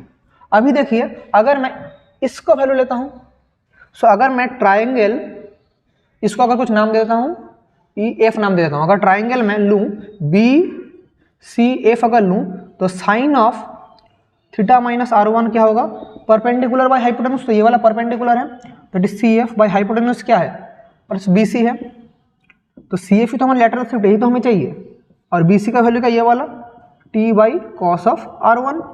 तो यहाँ से मेरे पास डी का वैल्यू क्या आ गया, T by cos of R one into sine of theta minus R one, ये वाला वैल्यू आ चुका है। अभी देखिए हमें क्या प्रूफ करने के लिए बोला है, T into theta by one minus N. अभी मुझे ओवरऑल मेरे पास वैल्यू आ चुका है, लेकिन मुझे आर टर्म्स को हटाना है, जो आर टर्म है इसको मुझे हटाना है। तो इसको हटाने के लिए मुझे कौन सा इक्वेशन लेना पड़ेगा, ये वाला इक्वेशन मुझे लेना पड़ेगा आर वन टर्म को हटाने के लिए। सो देखिए इक्वेशन 1 से मैं क्या लिख सकता हूँ, यहाँ पर मैं साइड में कर रहा हूँ, इक्वेशन 1 से मैं क्या लिख सकता हूँ कि देखिए sine theta equals to N into sine of R one. हमें पता है अगर थीटा स्मॉल होता है तो sine theta nearly equals to theta और sine R one nearly equals to R one, हम लोग लिख सकते हैं। तो यहाँ से मैं क्या लिख सकता हूँ, theta equals to N into R one. यहाँ पर आर वन का वैल्यू क्या हो जाएगा, थीटा बाई एन हो जाएगा आर वन का वैल्यू। तो यहाँ पर देखिए सारे जो वैल्यूज है इसको मैं नियरली कुछ लिख सकता हूँ, T by R one into sine theta का value theta minus R one लिख सकते हैं। So T by R one का वैल्यू क्या है, देखिए थीटा बाई एन, तो यहाँ पर मैं थीटा बाई एन लिख दे रहा हूँ। यहाँ पर क्या होगा, थीटा माइनस आर वन का वैल्यू क्या होगा, थीटा बाई एन। अभी मैं दोनों से थीटा कॉमन ले सकता हूँ, सो मैं इसको मिटा के ऊपर लिख रहा हूँ, ठीक है, ये वाला लिख लिया, मिटा रहा हूँ थोड़ा इसको। सो इसको अगर मैं लग यहाँ लिखूँ तो डी क्या होगा, T by theta by N. यहाँ से अगर मैं थीटा कॉमन लूँ तो क्या पड़ा रहेगा, 1 माइनस 1 बाई एन, ये पड़ा रहेगा। सो देखिए N into T, theta theta cut गया, 1 बाई 1 माइनस एन, यही वाला फॉर्मूला तो आ रहा है ना। एक मिनट, यहाँ पर कुछ क्या गलती कर दिया मैं, आर वन का वैल्यू है थीटा बाई एन, हाँ ठीक है, तो 1 minus 1 by N, T into theta बोला था क्वेश्चन में, इधर एन आ गया, टी इंटू थीटा बोला था। यहाँ से क्या हुआ problem, 1 minus 1 by N, theta common आ गया, तो thickness of the glass slab 1 minus 1 M by N. यहाँ पर कुछ प्रूफ कुछ गलत तो हम लोग का नहीं हो रहा है, sine theta equals to N into sine R one, तो एन इंटू आर वन, तो आर वन का वैल्यू है थीटा बाई एन, ठीक है, तो हमारा कोई प्रॉब्लम नहीं है। तो कॉस आर वन का, ओ सॉरी एक गलती किया हमने, एक गलती हुआ यहाँ पर, एक गलती हो गया। क्या गलती हुआ सर, कि हमें पता है यहाँ पर, एक मिनट देखिए, गलती हो गया कि साइन थीटा का वैल्यू थीटा होता है, लेकिन जब थीटा स्मॉल होता है कॉस थीटा का वैल्यू 1 होता है, थीटा का वैल्यू जब स्मॉल होता है कॉस थीटा का वैल्यू 1 होता है। तो ये कॉस आर वन का वैल्यू भी क्या होगा, कॉस आर वन का वैल्यू भी 1 होगा। तो यहाँ पर क्या होगा, टी वाई, क्योंकि आर वन का वैल्यू स्मॉल है तो ये वाला 1 हो जाएगा into theta minus R one, ठीक है। अब इसको मैं ऊपर लेके लिख रहा हूँ, सो टी, थीटा का वैल्यू क्या है थीटा, आर वन का वैल्यू क्या है थीटा बाई एन, तो थीटा कॉमन ले लेंगे तो T into theta into 1 by 1 minus N, this is the required lateral shift. इसी को प्रूव करने के लिए क्वेश्चन में बोला था, ठीक है। तो ये वाला हमारा क्या हो गया, प्रूव्ड हो चुका है, this is the required proofed, ठीक है। तो ये वाला हमारा प्रूव हो चुका है, तो इसको नोट डाउन कर लीजिए। इसके बाद हम लोग आगे बढ़ते हैं, चलिए आगे बढ़ते हैं। सो चलिए लास्ट पेज है, देख लेते हैं क्या क्या दिया है। 7 का अभी बी करेंगे, 7 का बी क्या बोला है देखिए, 7 का बी। सो क्वेश्चन क्या बोला है, a convex lens is dipped in liquid of refractive index equals the refractive index of lens, how will the focal length change, write the correct reason for answer. तो हमारे पास focal length का formula क्या है, 1 mu 2 minus 1 by R one minus 1 by R two. तो इसको मैं ऐसा भी लिख सकता हूँ कि mu M by mu G, M है मीडियम और नीचे है लेंस का हमारा, हमें ऐसा लिख सकते हैं हम लोग, ऊपर है मीडियम का, इसको हम लोग ऐसा भी लिख सकते हैं mu G by mu M, क्योंकि हमारे पास फॉर्मूला क्या है, M mu G minus 1 by R one minus 1 by R two. तो अभी क्वेश्चन में बोला है कि हमारा जो जिस मीडियम में रखेंगे उसका रिफ्रैक्टिव इंडेक्स और लेंस का रिफ्रैक्टिव इंडेक्स सेम है, तो मतलब क्वेश्चन में बोला है mu M equals to mu g है, सो क्या हो जाएगा, इस फॉर्मूला बिठाएंगे तो 1/f equals to mu M by mu M, क्योंकि सेम क्वेश्चन बोल दिया -1 1/r1 -1/r2। सो ये कट गया तो ये वाला 1 - 1 1/r1 -1/r2, तो क्या हो जाएगा ये वाला 0 हो जाएगा। तो 1/f का वैल्यू 0 है तो f का वैल्यू क्या होगा, इन्फिनिटी हो जाएगा। तो अगर लेंस का रिफ्रैक्टिव इंडेक्स और मीडियम का रिफ्रैक्टिव इंडेक्स सेम होता है तो उसका फोकल लेंथ क्या हो जाएगा, उसका फोकल लेंथ हमारा इन्फिनिटी हो जाएगा। तो हमारा फोकल लेंथ क्या हो जाएगा, इन्फिनिटी हो जाएगा। मीडियम का और लेंस का इक्वेशन मतलब सेम रहता है तो हमारा फोकल लेंथ क्या हो जाएगा, इन्फिनिटी हो जाएगा। ठीक है, वेरी गुड। 7 का बी का 1 हमने किया है। अभी 7 का बी का 2 कर लेते हैं, चलिए 7 का बी का 2 कर लेते हैं, चलिए 7 का बी का 2। An object of height 5 millimetre is height at distance of 15 centimetre for convex lens of focal length 10 centimetre और second convex lens of focal length 5 centimetre is placed 40 centimeter from the first lens and 55 centimeter from the object. Find the position of the object, nature and size. बहुत अच्छा question है। देखिए यहाँ पर पहले convex lens है, so object height के 15 centimetre convex lens. तो यहाँ पर मैं इसको इधर बना रहा हूँ डायग्राम। पहले कॉन्वेक्स लेंस है, यहाँ पर मेरा ऑब्जेक्ट है। तो यहाँ पर अगर मेरा ऑब्जेक्ट है तो पहला ये डिस्टेंस कितना है बोला है क्वेश्चन में, यहाँ पर एक ऑब्जेक्ट है तो ये डिस्टेंस बोला है 15 सेंटीमीटर। ठीक है, उसके बाद क्या बोला है, second convex lens of focal length 5 centimetre is placed 40 centimetre from the first lens. तो एक लेंस है और एक लेंस है यहाँ पर, और दोनों लेंस के बीच में डिस्टेंस कितना है बोला है 40 सेंटीमीटर। ये लेंस 1 है, ये लेंस 2 है, और ये डिस्टेंस कितना है 55 सेंटीमीटर है।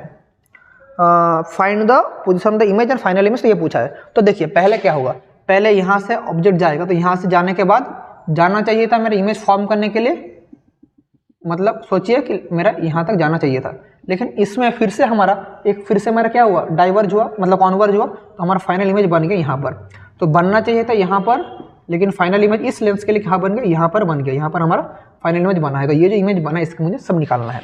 तो सबसे पहले देखिए, अगर फर्स्ट लेंस के लिए हम लोग देखें, फर्स्ट लेंस के लिए देखें केस 1, फर्स्ट लेंस के लिए क्या होगा, और इसका फोकल लेंथ क्या बोला है, पहले का फोकल लेंथ बोला है, फोकल लेंथ पहले का बोला है 10 सेंटीमीटर f1, और सेकंड का फोकल लेंथ क्या बोला है 5 सेंटीमीटर बोला है। तो इसका 10 सेंटीमीटर, उसका 5 सेंटीमीटर बोला है। और ऑब्जेक्ट का हाइट क्या बोला है, ऑब्जेक्ट का हाइट बोला है 5 मिलीमीटर ऑब्जेक्ट का हाइट है। ठीक है, सो फर्स्ट कंडीशन के लिए फर्स्ट लेंस के लिए क्या होगा, 1/v1 plus 1/u1 equals to 1/f1।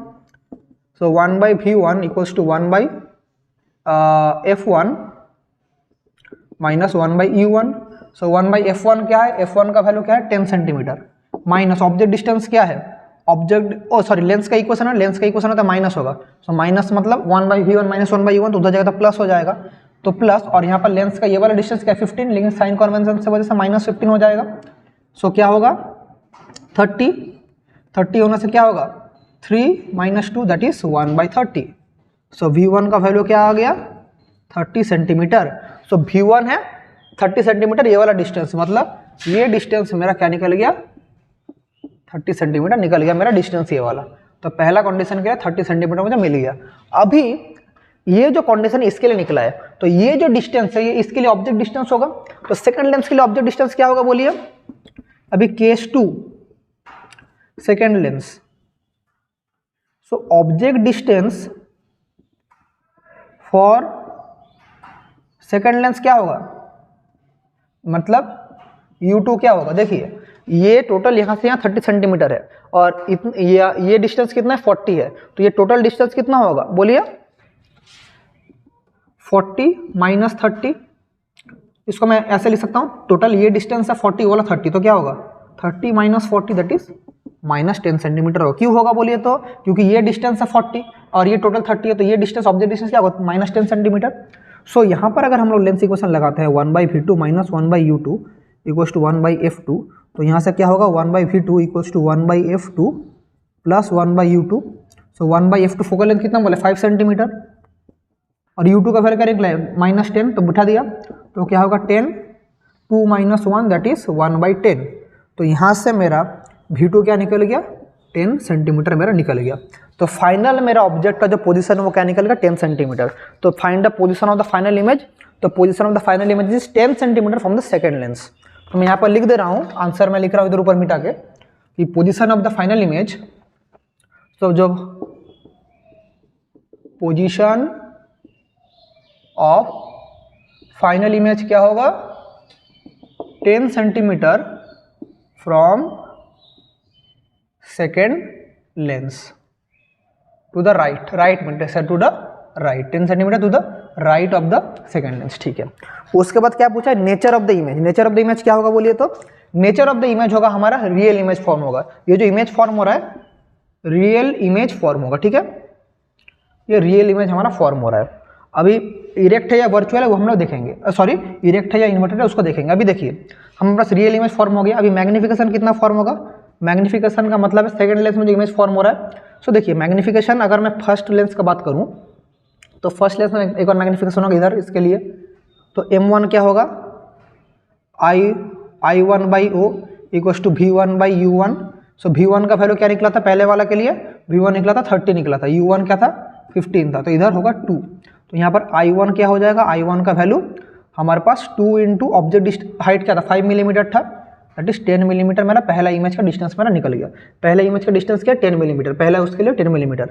अभी सेकेंड वाला के लिए क्या होगा, देखिए ये वाला M1 था, M2 क्या होगा I2/O दैट इज V2/U2। तो V2 का वैल्यू क्या है 10, नीचे U2 का वैल्यू क्या है, U2 का वैल्यू बोलिए क्या है, U2 का वैल्यू हमारे पास थोड़ी देर पहले निकला था कितना -10 दैट इज -1। तो यहाँ पर मैग्निफिकेशन ये वाला है तो I2 का वैल्यू क्या होगा -1 इंटू कितना 5 मिलीमीटर दैट इज -5 मिलीमीटर। तो सेकंड के लिए ये वाला निकला है। अभी कॉम्बाइंड मैग्निफिकेशन क्या हो रहा है, M = M1 इंटू M2। तो M1 का वैल्यू क्या था, M1 का वैल्यू था 2 इंटू -1 दैट इज -2। तो टोटल मैग्निफिकेशन क्या हो रहा है -2 हो रहा है, टोटल मैग्निफिकेशन हो रहा है। तो ये वाला वैल्यू नेगेटिव है तो इमेज मेरा क्या होगा बोलिए, तो इमेज मेरा इरेक्ट इमेज फॉर्म होगा। क्या इमेज फॉर्म हो गया, मैग्निफिकेशन का वैल्यू नेगेटिव है तो इमेज क्या फॉर्म हुआ, इरेक्ट इमेज मेरा फॉर्म हुआ। उसके बाद क्या पूछा था, और साइज ऑफ द इमेज। तो पहला लेंस में ये वाला साइज था, सेकंड लेंस में ये वाला साइज था, तो ओवरऑल साइज क्या होगा। सो ओवरऑल साइज का मतलब है I/O = -2। So I -2 into object distance क्या है, ऑब्जेक्ट हाइट क्या था, ऑब्जेक्ट हाइट 5 मिलीमीटर। अगर मैं इसको मॉडुलस वैल्यू लूँ तो माइनस हट जाएगा, तो इमेज का हाइट क्या हो जाएगा 10 मिलीमीटर। तो overall size of the image क्या हो गया 10 मिलीमीटर, मेरा overall size of the image हो चुका है। समझ पा रहे हैं, तो कैसे करना है देख लिए हम लोग, सब कुछ निकाल, नेचर पोजीशन सब कुछ हमने निकाल दिया। ठीक है, तो मैं स्क्रीन से हट जा रहा हूँ, इसको आप लोग नोट डाउन कर लीजिए। हो गया, वेरी गुड। चलिए नेक्स्ट क्वेश्चन आगे बढ़ते हैं। Circuit diagram full wave rectifier using diode, आप सभी लोगों को पता है, इसको मैं नहीं कराऊंगा। What do you mean by reverse current PN junction diode. तो रिवर्स करंट क्या है पीएन जंक्शन डायोड में, रिवर्स करंट किसे बोलते हैं, reverse current is the current in किसमें बोले, current applied to N side of the PN junction diode. जब हमारा करंट इन साइड में अप्लाई होगा उसको बोलेंगे रिवर्स करंट। ठीक है, उसके बाद proper circuit diagram using NPN transistor amplifier, ये भी आप सबको पता है, कॉमन एमीटर बहुत बार करा चुका हूँ एम्पलीफायर कंडीशन में। जो मेरा कम्युनिकेशन जो मेरा इलेक्ट्रॉनिक डिवाइस के ऊपर जो प्रीवियस ईयर क्वेश्चन था उधर मैंने बहुत अच्छे से सर्किट डायग्राम के साथ ये वाला पूरा उसका आपका दिखाऊँ तो कैसे लिखना है। इसी वीडियो का नीचे मेरे इलेक्ट्रॉनिक डिवाइस का प्रीवियस ईयर क्वेश्चन जो मैंने सॉल्व किया उसका लिंक दिया, वहाँ जाकर आप लोग उसको चेकआउट कर सकते हैं कैसे लिखना है, पूरे डिटेल्स में मैंने करवाया है। उसका right the truth table of the following digital circuit, right the name of the equivalent circuit. तो ये वाला जो 8 का B का 2 है, इसका जो इक्विवेलेंट सर्किट होगा क्या होगा, देखिए क्या बोला, यहाँ पर दो हमारा सर्किट है, यहाँ पर एक फिर से एक है, ये तो ये वाला, यहाँ पर A B, ये वाला क्या गेट है, ये वाला और गेट है, यहाँ पर क्या हो जाएगा A+B, तो ये वाला फाइनल क्या होगा A+B बार। सो मेरा A+B बार हो गया। सो मेरा यहाँ पर ट्रूथ टेबल क्या होगा AB Y = A+B बार। तो 0 0 1 1 0 1 0 1 0 0 होने से क्या होगा, दोनों ही 0, तो ये वाला फाइल 1 हो जाएगा। 0 1 होने से क्या होगा 0 1 1, लेकिन बार है तो क्या हो जाएगा 0 1 0 1 होगा तो बार 0 1 1 1। तो इक्विवेलेंट सर्किट ये किसका है, दोनों का ये किसका 1 1 0, ये किसका सर्किट है बोलिए, ये है किसका सर्किट, ये है NAND gate, sorry NOR gate का सर्किट है ये वाला, इसका इक्विवेलेंट सर्किट है ये वाला, इसको बोलते हैं नॉर गेट, इसका इक्विवेलेंट सर्किट है नॉर गेट का सर्किट है, ठीक है। तो ये था आपका मॉडल टेस्ट पेपर 2। तो ये सेकंड मॉडल पेपर भी हमने सॉल्व कर लिया है, ठीक है, देख लिया इसको। तो हमारा सेकंड मॉडल पेपर भी सॉल्व हो चुका है। सो कैसा लगा आज का क्लास आप लोग बोलना, आप लोग यहाँ से कुछ नया सीख पाए तो वो भी कमेंट में बोलना, आपका हर एक कमेंट मेरे लिए बहुत ही इंपॉर्टेंट है। तो इसके बाद सर हम लोग क्या करेंगे, तो अभी आपका काम होगा कि अभी भी किसी बच्चों का सिलेबस अभी तक थोड़ा बहुत इधर उधर छूटा है, तो आपका सबसे पहला काम होगा पूरा सिलेबस को कंप्लीट कीजिए, फिर आगे बढ़ेंगे। इसके बाद मैं सोच रहा हूँ कि आपका इसका मॉडल पेपर में ही चैप्टर वाइज बहुत सारा क्वेश्चन दिया है, तो मैं सोच रहा हूँ आप लोगों को चैप्टर वाइज भी क्वेश्चन प्रैक्टिस कराऊँ, और इसके अलावा भी मैं और भी वेरियस पब्लिकेशन है जैसे छाया पब्लिकेशन या अलग अलग पब्लिकेशन भी मॉडल टेस्ट पेपर निकाला है, तो उनका भी मॉडल पेपर मैं सॉल्व कराऊंगा। इसके बाद ABTA का भी 1-2 पेज बाकी है, उसको भी हम लोग सॉल्व करा लेंगे। तो ऐसे करते करते हम लोग सारे पेपर्स को जल्दी जल्दी ऐसे करके सॉल्व कराएंगे। तो ठीक है, तो आज की क्लास हम लोग यहीं तक रखते हैं। Wishing you all the very best and thank you.